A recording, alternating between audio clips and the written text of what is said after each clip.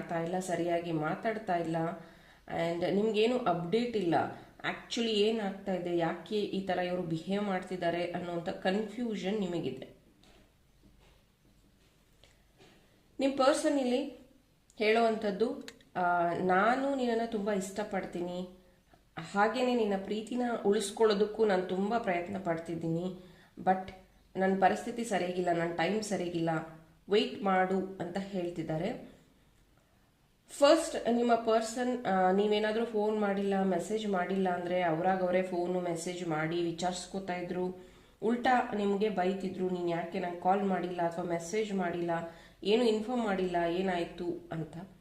But ಈಗ ಹೆಂಗಾಗಿದೆ ಅಂದರೆ ನೀವೇ ಫೋನ್ ಮಾಡಿ ಅವರನ್ನು ಕೇಳಬೇಕಾಗಿದೆ, ಯಾಕೆ ಫೋನ್ ಮಾಡ್ತಿಲ್ಲ ಅಂತ.